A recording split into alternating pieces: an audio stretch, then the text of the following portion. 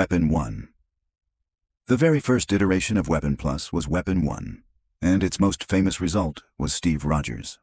Back then, it wasn't even called Weapon Plus yet. It was Project Rebirth, the serum-based attempt to manufacture a perfect super soldier. Rogers succeeded spectacularly.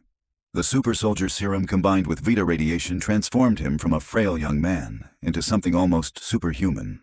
He became the symbol of Allied hope in World War II, Captain America. Clean story. Inspiring story. Except it wasn't the whole story. Behind the official narrative, the same science was being used in a secret Black Ops program, one that experimented on hundreds of African American soldiers without their full knowledge or consent, also classified under Weapon 1. Out of those trials, nearly every man died or suffered devastating side effects. Except one, Isaiah Bradley. Bradley survived. He became, unofficially, the Black Captain America. But there was no parade, no monument, no legacy. What he got instead was imprisonment, government silence, and decades of erasure. So right from the start, Weapon Plus established its pattern. Brilliant science, impossible results, and someone else paying the price for it.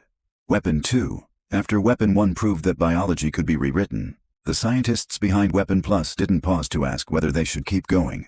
They just asked, how far can we actually push this? The answer was Weapon 2, and the answer was disturbing. Instead of humans, this phase experimented on animals. The program began attempting to turn living creatures into combat-ready weapons, testing whether the enhancement process could work on non-human biology. One result was a genetically modified squirrel with abilities that sounded almost absurd, until you saw what they actually were. Enhanced intelligence, a superhuman healing factor, and razor-sharp metal claws. Essentially a miniature Wolverine in a squirrel. That detail might sound like a joke. It isn't. It shows you exactly how far Weapon Plus was willing to go when ethics stopped being a limiting factor. They weren't just experimenting anymore. They were treating living things as prototypes. Weapon 3. Weapon 3 brought the experiments back to humans, but a very specific kind of human.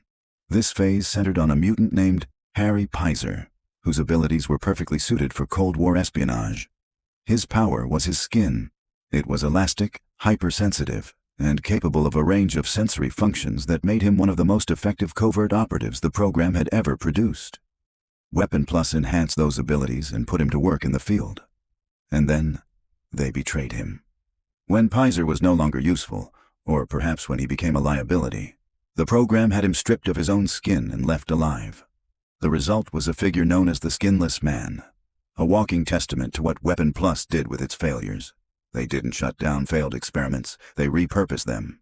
And the further the program went, the more it stopped seeing test subjects as people at all. Which brings us to Weapon 4. Weapon 4, Project Sulfur, shifted into biotic experiments, manipulating living tissue and plant biology. Its SO2 serum transformed Ted Sallis into Man-Thing. Others, like Jackson Strode, were forcibly altered into beings like Manslaughter. This phase showed Weapon Plus pushing beyond humans, turning nature itself into unstable, unwilling weapons for warfare, without consent. Weapon 5. Then things stopped being biological entirely. Weapon 5, Project Venom, sometimes called the Sim Soldier program, was during the Vietnam War. Scientists tried creating alien super soldiers by bonding symbiotes to humans. Some gained powers, but most lost their sanity, making results dangerously unstable.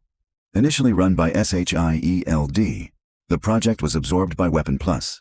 Despite repeated failures and chaos, they continued experimenting, prioritizing results over stability or human safety, pushing boundaries further. Weapon 6, Project Power, unexpectedly created a hero. Run by Dr. Noah Burstein in Seagate Prison, it used vulnerable test subjects for superhuman experiments. Carl Lucas survived a sabotaged procedure, gaining incredible strength and durability. Renamed Luke Cage, he became a true hero, proof that despite brutal intentions, something good could emerge from the program's mistakes. Weapon 7, or Project Homegrown, aimed to create a Vietnam super soldier but ended in disaster.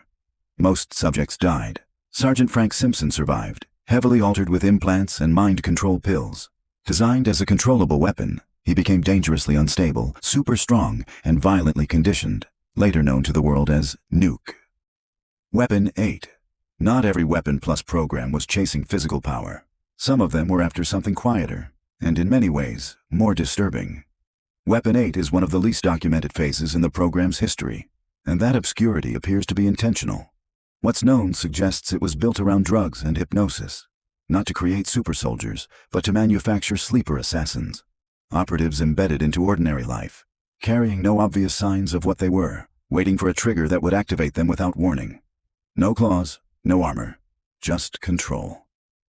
Weapon 9. Then there was Weapon 9.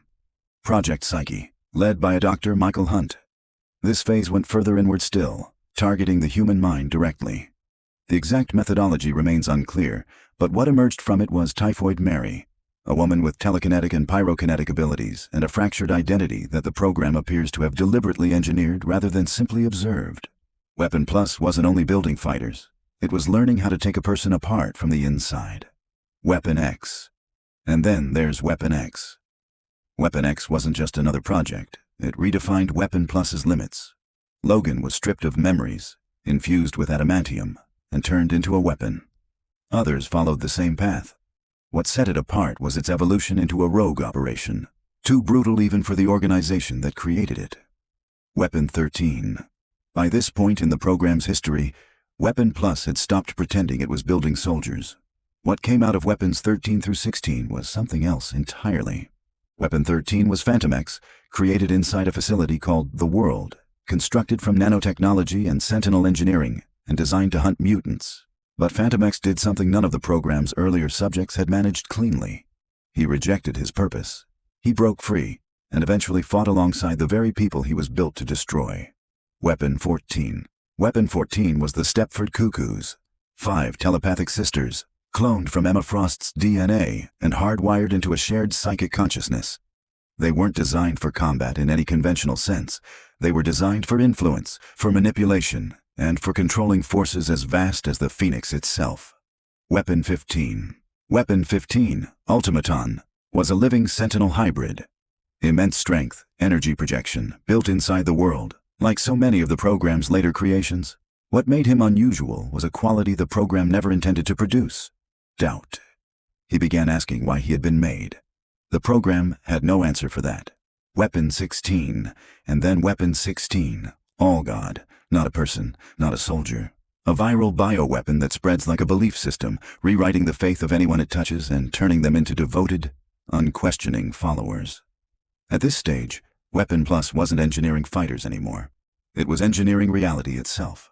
Weapon H wasn't a numbered program in the traditional sense. It was something that emerged from the wreckage of what came before it. An offshoot of Weapon X, built on a premise that was almost offensively straightforward in its ambition. Take the Hulk's strength, take Wolverine's regeneration and adamantium legacy, and combine them into a single subject. The result was exactly as unstable as that sounds. A creature of enormous power and almost no controllability. Something the program's architects believed they could direct, but couldn't. It's a pattern that runs through every chapter of this story. The program mistakes capability for control every single time. And every single time, what they've built finds a way to exceed the boundaries they thought they'd set. The World. Behind the later experiments was a facility called The World, where time was a variable, centuries compressed into days, and evolution accelerated at will. Phantom X, Ultimaton, Sentinel spliced biology, all built here. Then Weapon Plus abandoned it.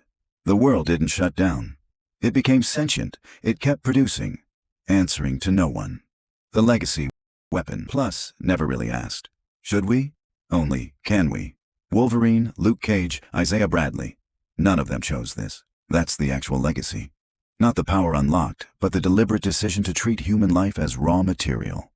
The experiments didn't end. They evolved. From a serum tested on soldiers who never consented to it to a living religion engineered in a laboratory. Weapon Plus followed one question to its darkest possible conclusion. The science got more sophisticated. The ethics never did. The most dangerous weapon Weapon Plus ever built wasn't any single subject. It was the decision to keep going.